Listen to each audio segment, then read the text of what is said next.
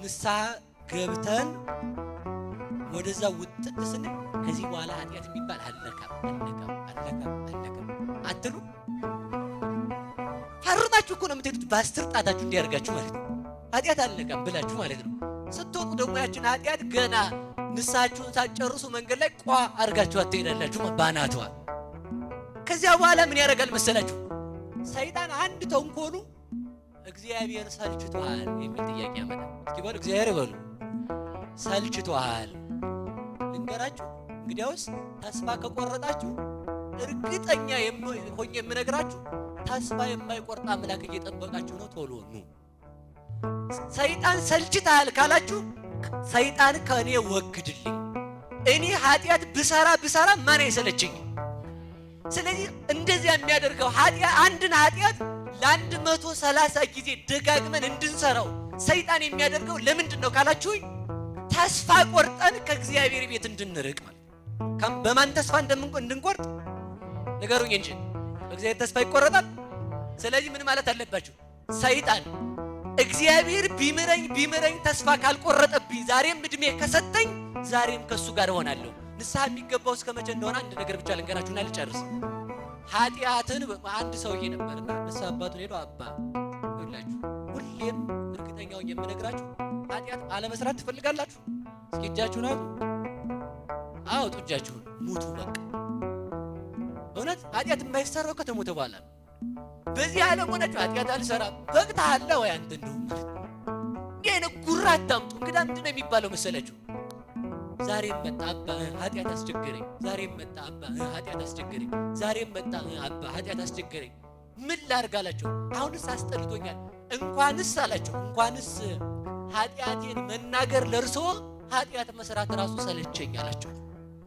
እንኳን ኃጢአት መናገር ኃጢአት መስራት አልሰለቸንም? ኃጢአት ዘወር ስንል 30ውን በአንድ ጊዜ አገበስብሰን ውልቅ። ከዛ ምን አሉት መሰላችሁ? ኃጢአትን በጽድቅ ሕይወትን በሞት እስከምትቀድም ድረስ ሩጥ አሉት። እስኪ በሉ ኃጢአትን በሉ በምን ሕይወትን በምን ንስሐ የማይገባው ከሞት በኋላ እስከሚሞቱ ንስሐ ይገባል። ንስሐ ከገቡ በኋላ ደግሞ ማን ይመራል? ስለዚህ ሁላችሁም የምንስተካከል ከማን ጋር ስንሆን ነው? ንገሩኝ እንጂ በቃ ነው እናንተ እዚህ ጋር እናንተን ድስኩር ምናምን ስደሰኩር አላመሽም ሰዓት ስለሌለ ማለት ነው። ባጭር ቃል ግን ያ ያሰብነው ለምንድነው ማትቆርብ ስንባል እንደዚህ ኃጢአት ስለምሰራ ካልከኝ ክርስቶስ የሚያስፈልገው ለማን ነው?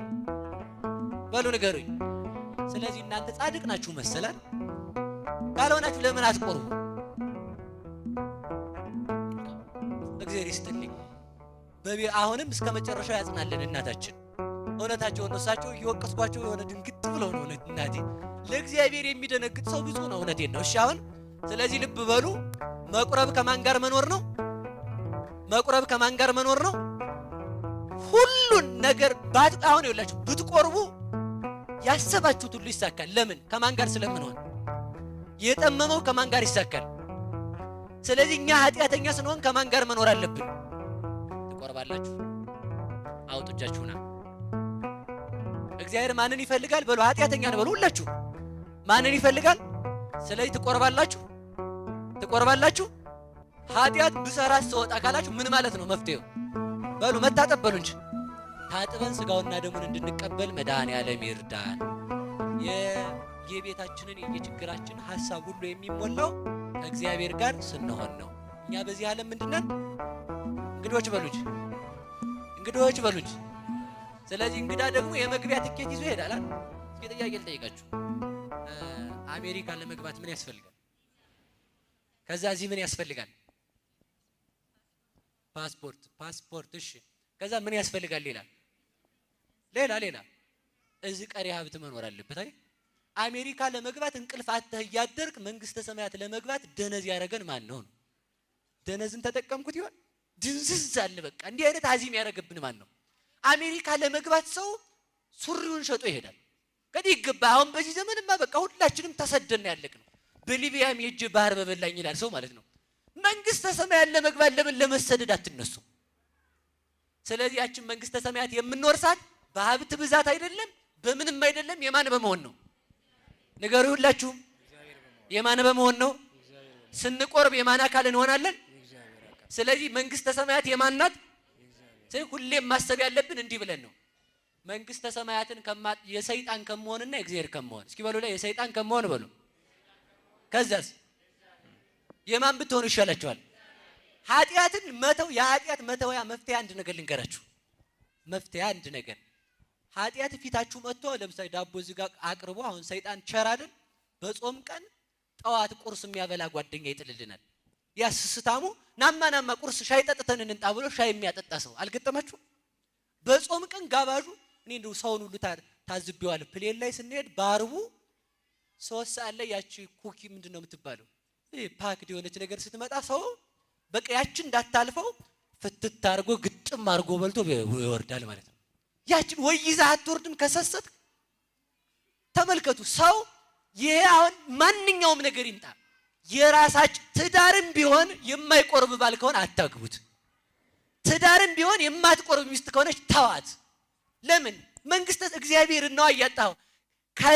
ከዚህ ነገር እና በሉ ሁላችሁም ከእግዚአብሔር ያው በዓለም ላይ ከምንሰራው ኃጢአትና ከእግዚአብሔር ማን ይበልጣል?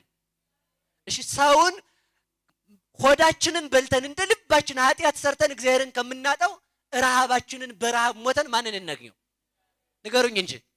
እሺ ከኔና ከእግዚአብሔር በሉ ሁላችሁ በሉ። ኃጢአት የምንሰራው ለማን ብለን ነው? ለኛው በሉ። እሺ ከእናንተና ከእግዚአብሔር ማን ይቅደም? ስለዚህ እግዚአብሔር ይቅደም ካል እኔ ኃጢአት መስራት ይላቁም እግዚአብሔር ከኔ ጋር ይኖር። እግዚአብሔር ስራ እንዳይሰራ የምናደርገው እግዚአብሔር ከኛ ጋር እንዳይኖር ስላባረር ነው። እና እግዚአብሔር ከኛ ጋር የሚኖረው ደግሞ ምን ብሏል? እመቦዛ አቀበ ቃሌ አነ ዋዌን መጽሐቤሁ ወንገብር ምዕራፈ ውስቴቱ። ቃሌን የሚጠብቅ ሰው ቢኖር እኔ አባቴ መንፈስ ቅዱስ መተን በሱ እናድራለን። በእግዚአብሔር ደግሞ በእኛ ካደረ ምንድነው ያለ ቅዱስ ዮሐንስ አፈወርቅ? እመሳ ሀደረ እግዚአ ሰማይ በውስቴትነ ንህነ ንትሊአል እምሰማይ ይላል። የፀሐይና የሰማይና የምድር ፈጣሪ እግዚአብሔር ከኛ ጋር ካደረ ከሰማይ በላይ እንበልጣለን። በሰማይ ከዋክብት እንደሚያበሩ እግዚአብሔር በእኛ ልብ ካደረ ቅዱሳን በእኛ ህይወት ስራ ይሰራሉ። በሰማይ ፀሐይ እንደምታበራ እንደውም ከፀሐይ እንበልጣለን አለ። በዚህኛው ሰማይ የሚጠልቅ ፀሐይ ሲያበራ በእኛ ልብ ክርስቶስ ያበራል። በምስራቅ የፀሐይ መውጫ እንደሆነች ንስሐ ከገባን ስጋው ደሙን ከተቀበል ፀሐይ ክርስቶስ የሚወጣባት ምስራቃት ማርያም በልባችን ታበራለች። ከሰማይ የምንሻል እንድንሆን ከእግዚአብሔር ጋር እንድንኖር መድኃኔዓለም ይርዳን። ይቆየን። ቃለ ሕይወት ያሰማልን። ቃለ ሕይወት ያሰማልን።